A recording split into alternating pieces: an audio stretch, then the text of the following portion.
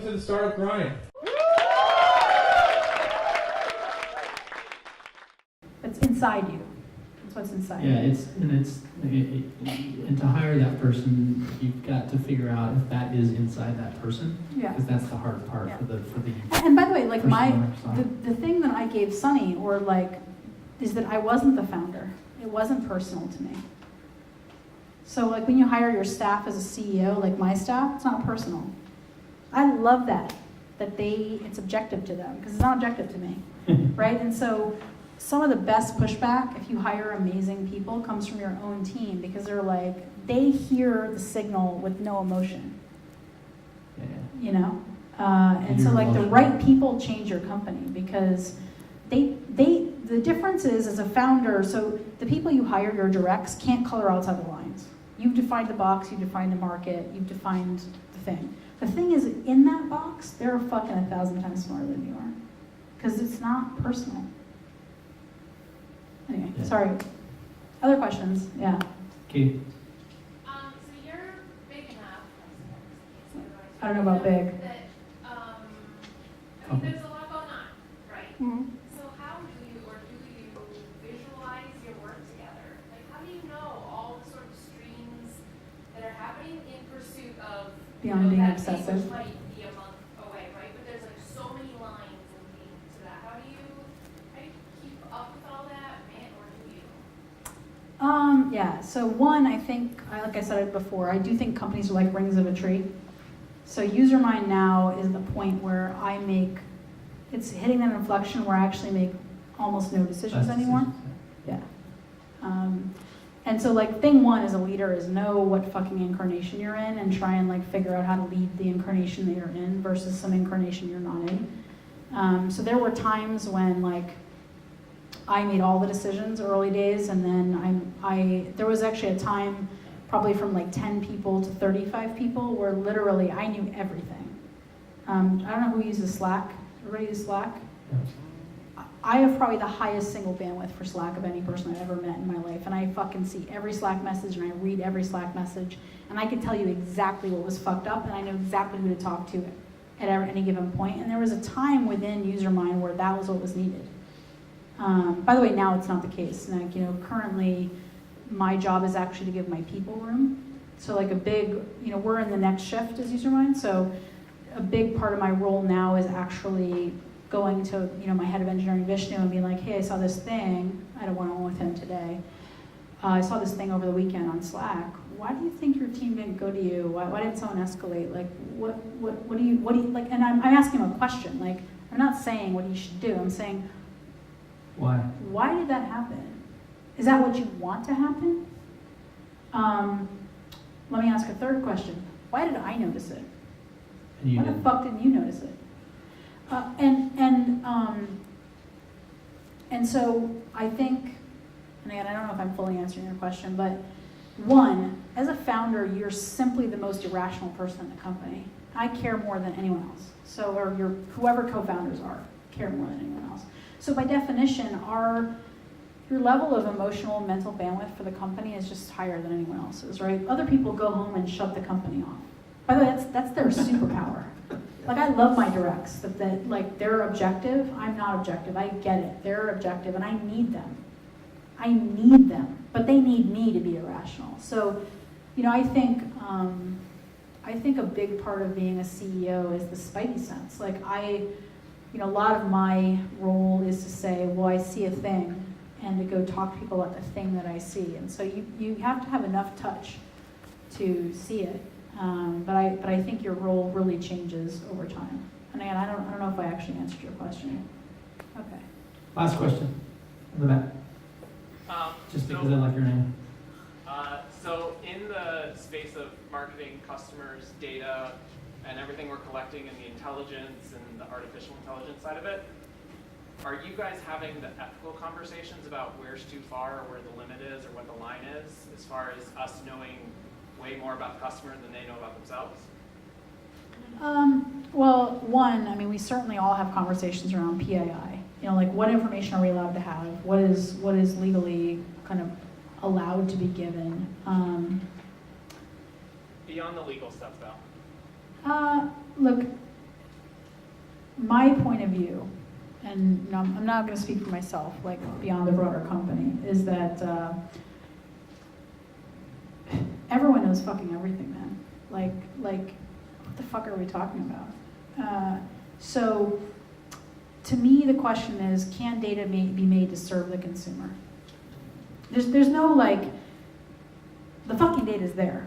And by the way, Google has it, the NSA has it, everyone fucking has it. So the question to me is not like that shit happened 10 years ago. Yeah. Whether fucking people have your data. My concern or my question is like, can the data be made to serve your needs? Useful. Be made useful to you. And by the way, not to the company. Because let me tell you, Google, it's worth what it is because of your fucking data. Facebook is worth what it is because of your fucking data. Like the most valuable companies right now in the last 10 years are all made because you gave them all your fucking data. So to me, that horse left the barn 20 years ago. The problem is that your data doesn't serve you. I mean, look, Facebook is an example. Like, I fucking hate Facebook. I think Facebook is the biggest... Anyway, so if you're on Facebook, like, what do you do on Facebook? You invite all your friends. You give them all your interests. You like all this shit. You share all this shit. Who makes money on all this stuff? Zuck and Sheryl Sandberg. And I love her. But fuck her. She's a billionaire because you gave her all your data. So like, to me, like, why do you guys think fucking Microsoft bought LinkedIn? CRM is about your fucking data. The future is about your data. The only question is like, does your data ever help you at all? I think. Anyway, sorry, rant over. You know, everyone has a different point of view on that, but like, and I think there's like many products that will exist in future that don't exist now. But anyone who thinks that, you know, the government doesn't know every single click or every single fucking like phone call or every single email is kidding themselves. Because by the way, if I wanted to, I could. And I'm not even a developer. So if I can figure it out, fucking, yeah. Anyway, sorry. I think that's a good Yeah. question to end on. What is Facebook? By the way, I like Mark Zuckerberg. He's got like a nice dog. I met his dog. His dog is fabulous. His wife is fabulous. Dog. I don't know. He and Ben are friends. Mark's on the board. I don't know. Whatever. Facebook's fabulous. Andreessen's an investment. Fuck. Oh. Hey, Mike, You- can we end on a high note? I'm just Yeah. curious, like, Yeah. when your back's up Is that a against the bad wall- note? Sorry. When your back's up against the wall, who are you relying on, or like, what's happening in your world? Who do you call? Like, what the team of resources that you built to be able to sustain yourself when you're having one of those really rough days? What does that look like? Look, I think every human being's different. I mean, I have an incredible network of mentors. I mean, you know, Ben Horowitz is, fuck. I mean, that guy just like punches me in the face all the time in a positive way. I mean, he really is the guru. Like, I could give you so many times I talked to him and he was just like, Padawan. His one line solves it. Yeah, you know, or, you know, I have other, you know, like a huge, you know, great community of people. But look, I don't think it's external. You know, like if my message was anything, it's not external. So I go to Ben for very few problems. I really do. And why? Because the problem has to be worthy of Ben, you know? And by the way, the problem might be existential to the company, but it still might not be a thing Ben can help me with. You know, my observation has been that the majority of the problems in the company are my own issues. I can't see someone clearly. I can't, you know, and like, but let's just stay on that problem. You know, how many people here hire people or manage a team? Everything starts with seeing them clearly. If you don't know who the fuck they are or what they're bringing to the company, like how the fuck can you make any good decisions about them? So I think like, look, at the end of the day, a refusal to quit, a refusal to fail. In the worst moments of Usermind, no one else was there. It was not like Ben showed up and said, it's going to be amazing. The majority of the worst moments, you should probably be able to speak to this, is that you just didn't quit. Yeah. Kept showing up. You went home, you had a glass of wine, and got up the next day and you came back to work. And you realized any one of 100 things. You built the wrong product, you fucked up your architecture, you hired the wrong person, you're a fucking idiot because you can't like close the deal. I mean, so to me, the majority of what really makes the difference is when it's really, really, really, really shitty. Just get that it's like, it's mostly shitty for everyone around you. And all the bullshit they tell you about how great it is like the outliers. Facebook, Pinterest, OfferUp, those are fabulous. But they're like the 0.001%. And for everybody else, it's really, really the worst and hardest thing they've ever done. And you just gotta like get up the next day and come back and whatever it is, you slept on it, you feel better, you have a fresh perspective, you Talk just, to your partner and did something. whatever it is, right? Go hiking, go sailing. But generally speaking, I would say like when it's really, really bad, I'm not even gonna tell anyone, guys. I sure as fuck wouldn't tell any of you. And I wouldn't tell fucking Ben. Are you kidding? Ben's like my dad. Ben gave me $7.6 million. I'm gonna go tell Ben, holy fuck, I'm gonna die? No. I'm gonna like go tell my therapist. I'm gonna go home and drink a half a bottle of wine. And I'm gonna get up the next day and I'm gonna like come and talk to my team. And like maybe that's the flip side is it's all about who's in the company. It's all about who's in the company. People ask me like, get a great board, get a lot of money, do all this shit. Like, and by the way, get the best money you can. Can I say don't get Seattle money? You can say whatever you like. Okay, go to the Bay, go to New York, go get fucking Bay money. Get the best investors you can. That's awesome. But the board doesn't know what the fuck they can't tell you how to run the company because they don't have enough context. Right? It's back to like, what does Usermind do? Like we create context. Well, in your company, the only people with deep enough context is you and your team. And so at the end of the day, like you're each other's cavalry. You guys got to get in a room and figure it out. Hire people you like. Work with people you trust. And if they're not amazing and they don't change the world, don't hire them. Fuck, like, and by the way, if I was choosing someone I really wanted to go to work with every day versus like the most amazing savant in the entire world, who I fucking hate, hire the person you're gonna wanna work with every day. Because when shit gets really terrible, you better wanna get in a room and like whiteboard out the fucking answer. Anyway, I'm sure I'm telling you stuff you guys already know, but like, so one of the things, don't make my mistakes. Yeah, so one of the things that is important there, I think, is just the fact that you have to show up. You have Every to day. show up every day. Every meeting. So you have to be there present in the moment because that's the hardest thing. I can tell you a story that, the walking into, bad situations. So I was running a company and I literally for months would curl up on my couch before I went to work with a pillow over my head to have the darkness because I was dreading going to work so horribly. Yes, my therapist said to me, are you still dreading going to work every day? And I was like, no, I'm in a good place right now. Thank you for acknowledging it.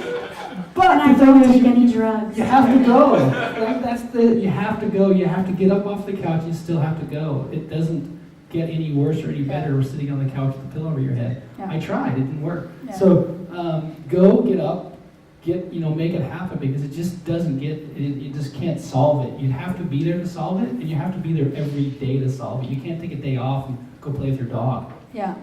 So, Yeah, look, I think the grind is the game. Grind's a game. So, on some level, here's the thing. Even like Doug Leone, no one meeting, makes or breaks the company, right? No one no makes or breaks the company. No one hire makes or breaks the company. So you got to have the grit and the endurance to like. So everyone sees that I raised, Andreessen led the round, but like, give me a break. Ben's my mentor. Was he not going to give me money? I mean, fuck. Menlo, I was way more proud. That sounds silly, but like I was really proud that some person who's never known me and doesn't know shit about me because they gave me $14.5 million because he thought the idea in the market was good, and it actually for me meant more. And I love Ben, no disrespect. But Ben's known me for 8 years, and Ben managed me directly, and Ben didn't give a fuck how good my idea could have been could have been like a hot dog cart, and Ben would have been like, yes, I can give you $1 million for that thing. But and by the way, my point of view is irrational, because like probably Ben wouldn't have done that. But that's the thing to me, is just being a founder is super irrational. And to your point, like, it's funny, I remember this woman, and I could give you her name, but it's probably not helpful. I did product interviews, and she was just like, what the fuck are you talking about? Like, I remember this hour meeting, and it was one of my VCs introduced me to her, and I was still doing product, discovery, and kind of get out of this meeting, and I'm like, well, is she right or am I right? Well, she's wrong now. But like, I had a lot of angst about it. I mean, I really didn't know. And particularly because like I'm not a sales and marketing person. So for me, every data point mattered a lot. And I would come out of every meeting and be like, well, what did they say to me that was real? Meaning like I should change the product strategy or the company strategy or something about it. And what did they say to me that was noise? Or that was like their point of view, right? Not scalable or whatever else. And so I think it's the grind. And the real truth to me is like, you can fail 1,000 times, and if you figure it out at the end, you live. So like, who loves Slack? Out of a dead, by the way, I fucking hate Slack. Can I just like, I fucking hate Slack, and I know that, Andreessen is in there and they love them, and fuck Slack. Slack's fucked. I think Slack is the stupidest fucking product in the world. Slack actually takes email and makes it less productive. So for all of you who think it's great, fuck Slack. Slack is the stupidest fucking thing in the world. You know what Slack's good for? CEOs. Because I know every fucking thing happening in the company. Other than that, not a useful tool. How do you really feel about I that? really hate Slack. I really hate Slack. If I could turn Slack off, I would. Way less effective than email, no history, like not fucking relevant, can't fucking track status. Probably Asana's better. By the way, Slack's gonna win. Asana's dead, I think. Yeah. What was my point about Slack? Not good. I hate Slack. Yeah. This question needs to be asked. No, it doesn't. Oh, please. Aww. I would ask this privately from Michel, but I think this is a very beneficial one. How short will it be? It will be very short. How They all short will your want answer to go. I'm not good at short answers, but I'll try. be? Okay. How did you know this was the problem to solve, and how did you sit on that since the time that you kind of got the idea? Oh, I didn't. I interviewed 200 people, and for the first 2 years of my company, I was really terrified the idea was terrible. Ben told me, it's a fucking great idea. What the fuck are you talking about? Like, and I didn't even believe him. So I really sweated it. I thought it was a terrible fucking idea for the first, I wasn't thinking it was terrible, but what's your bar? So like, my whole career has been about categories. My whole career has been about building huge things. And so like, I was really like, how big is this idea? Like, interview 20 people, you can find a product idea, right? How many of you have product ideas? Yeah. Awesome, everybody has a fucking product idea. Here's the thing, if you want to like build a company, it has to be a big enough idea.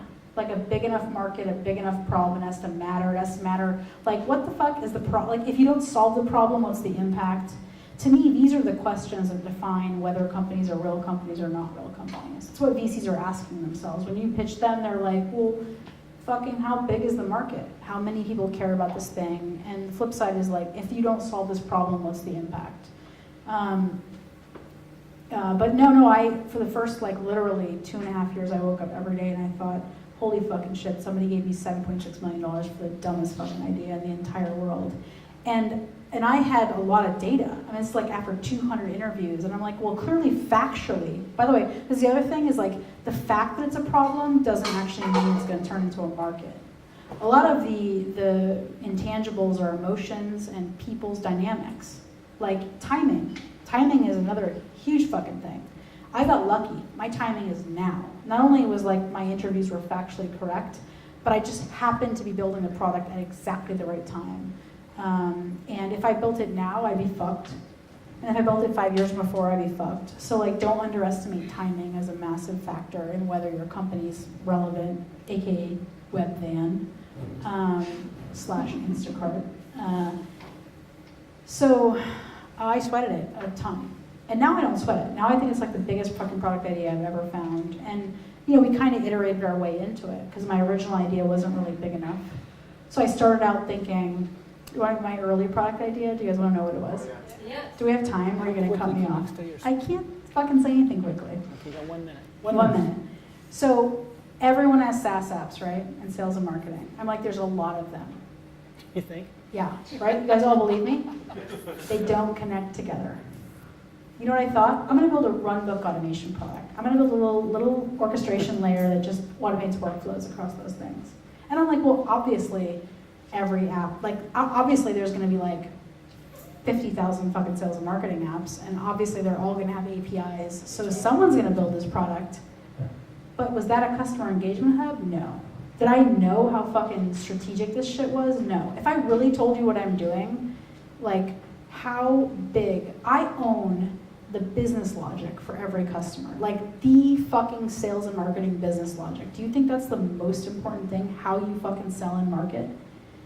What if you were the GitHub for sales and marketing? What if you owned all the business logic? I didn't fucking know that.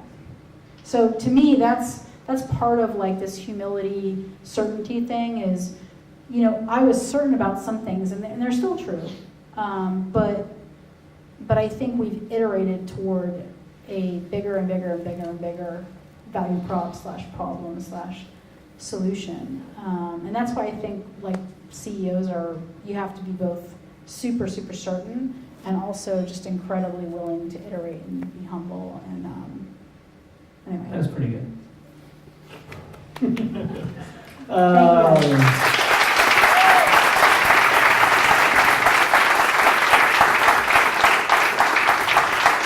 Sorry, that wasn't like a minute. No, it wasn't. I'm not good at that. You know. That's why I'm terrible at PR, by the way. Well, so first of all, just thank you for being here. Number one, just for taking your time out of your day and your evening and your friends. And, Look, hundreds of people help me. So like the most important thing in founding is fucking found, don't be afraid. Yep. Everybody's fucking terrified. Number two, everyone will go out of their way to help you. Yes. The only reason I'm here is because literally, how many people helped me found the company? So many. Shit I didn't know. I didn't know how to fucking like sign a real estate agreement. I didn't fucking know. I'm like, you name it. I didn't fucking know it. And like there's a great community of founders who will help you. So if it's what you want to do, number one, do it. And you know, and you're gonna be fucking terrified no matter what you do. And number two, like call on your fellow founders because every founder will help you. Every founder knows how alone they felt and how fucked up it was. And when you need them and ask for a meeting, a lot of founders will take that meeting. So that's why I'm here. most will. Yeah. I Most- really wanted to be supportive Yeah, of even the local the bigger names community. will. Yeah. Everybody. Yeah. I mean, we all care. Like, Yeah. and the closer people are to their founding terror, the probably more helpful they're going to be. But thank you. I appreciate the opportunity. Look, I'm a huge believer. You know, part of why I founded the company in Seattle is, you know, everyone knows the Valley can build companies, and I think you should get your money from the Valley. But until there's a second Silicon Valley, equal opportunity doesn't exist in the United States. Seriously, like until every city could be a tech mecca, our children don't have the opportunity that they deserve. And I don't have kids, but for me, every revolution, industrial, now we're in the tech revolution, it really becomes mainstream and broadly available when every geography can benefit. And the biggest issue I see in the United States is that all the money goes to the Valley. And so I think we in Seattle have a responsibility to be the second Valley. And the reason we can is if there's two, there can be 100. And if there's only one, there can be only one. And that's a fucked up myth in the United States. So, you know, every founder here should be like, this is our fucking job. Because if we become the next Valley, then Atlanta, then Austin, then New York, then Providence, then fucking Ohio, then the middle of nowhere. And the only way, like, we have the kind of company or the, you know, kind of country we want where people can't move jobs like we can, guys. Like, nobody has that fucking freedom. My mother's a nurse. She can't even, like, move states. My sister's a teacher. Fuck that shit. People have life freedom and happiness when they can move job to job, and we're the only industry right now in the United States. We have to make it broadly accessible. So You know, I was asked to move back to the Valley. I could have done an EAR, I could have reload there, but like, we have to do it. It's Seattle, it's our fucking job. We're the only ones who can.